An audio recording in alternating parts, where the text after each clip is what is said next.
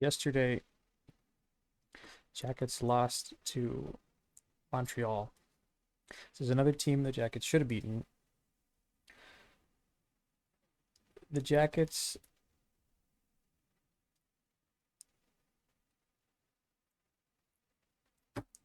played better than the Canadiens all game. Not it stretches, right? The Canadiens pushed back well, but the overall the Jackets were clearly the better team. Um, I was too frustrated to do this yesterday. That probably will happen a lot, but ultimately you get a loser point out of the game. That's starting to accumulate these loser points is a good thing for a playoff push. But these are teams that the Jackets should be able to beat. Um, a lot of guys looked really good. Emil Bemstrom, this definitely looks more like the Emil Bemstrom that led the Swedish Elite League in scoring, and not the Emil Bemstrom that we've seen for a couple of years in the NHL. Jack Roslovic, I have no idea where this Jack Roslovic came from. Um, Jeff Rimmer said on the broadcast, I was actually watching the Jackets broadcast yesterday because Montreal's broadcast sucks too. Uh, and Jeff Rimmer said, I don't want to wonder if this is the best stretch that Jack Roslovic has ever had as a Jacket. And there's also a stretch right when the Jackets first acquired Roslovic in the Line A for Dubois trade,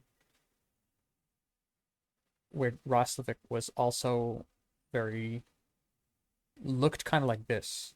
He looked like he was a prolific scorer that's been at the top of his game. We'll see if Roslovic actually maintains this throughout the course of a full season, or if he falls off, which is the way that it's usually gone for Roslovic. He's been a very inconsistent player. Elvis, you can people will criticize Elvis for the second goal, which was a goal kind of was it the first goal or the second goal? I think it's the second one, but I might be wrong. It was a goal kind of way out at the point. That Elvis had a lot of time to react to. That's definitely a goal that he should have had. That being said, Elvis was excellent.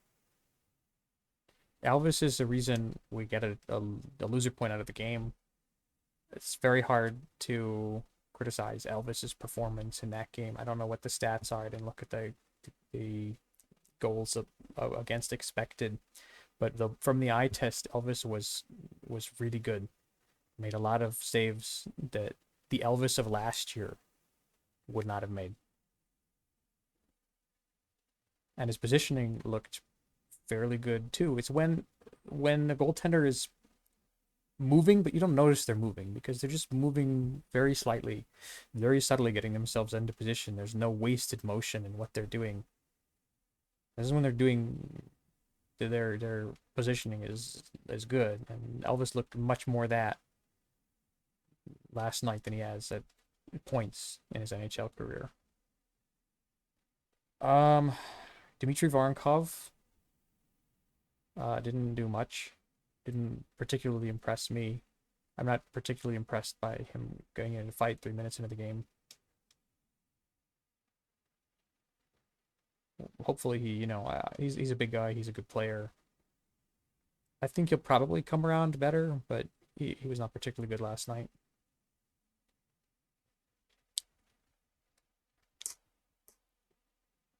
And how did the game get away from the Jackets? Well, okay, so the Jackets should have won this game if the officials did their job, right? This is the other day against Anaheim, the Jackets had 7 power plays. Here, the Canadians had a lot of power plays. They didn't keep themselves out of the box, and part of the reason they didn't keep themselves out of the box is because they shouldn't have been in the box in the first place. There was of course, the sequence that was game defining here from the officials was I don't remember the Montreal player. It might have been Sean Monahan. Not sure about that. That slashed uh, Adam Fantilli's stick and broke it in 3 places, and that was not called. And then 5 to 10 seconds later, Severson gets called for tripping up. I forgot who, somebody, and that was obviously a real penalty. Like that's not that wasn't, but the play should have been whistle dead, and you know, Adam Finn, there should have been a penalty against the Canadians. Instead, there was a penalty against the Jackets that should never have been called, and the Canadians scored.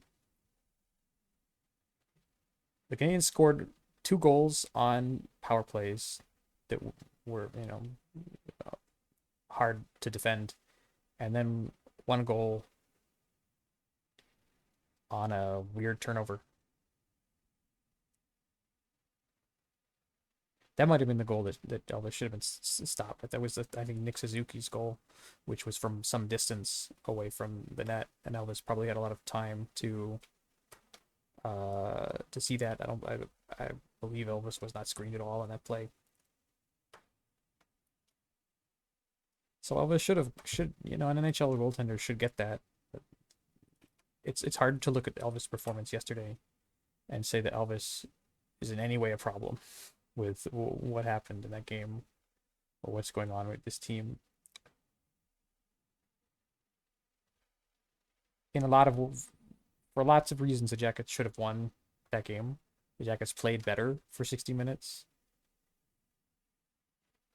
They didn't stay out of the penalty box, and there was the one penalty that swung in the wrong direction, which the officials messed up the game completely. And Jody Shelley was being very, very kind to the officials, saying, "Oh, I'm not sure. They thought that Adam Fantilli just put himself in harm's way in that play. No, clearly they just missed it." I don't know why Jody Shelley doesn't say, "Oh, they missed the call," when they, he shows a replay and very obviously slashed him and they missed the call. Ridiculous. And that turned out to be a very consequential moment in the game. And it's going to happen, right? Officials are going to miss calls. But when they miss a call that's so flagrant that it breaks somebody's stick, I don't know. I don't know how that's like acceptable, or that's the most obvious miscall in the history of ever.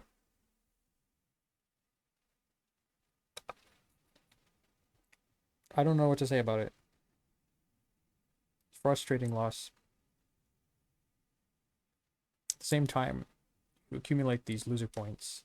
The loser points matter.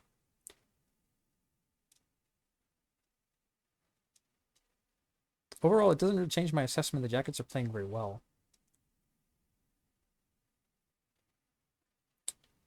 Could they get handled, outworked by some other teams? There are a lot of other teams in the league that are good.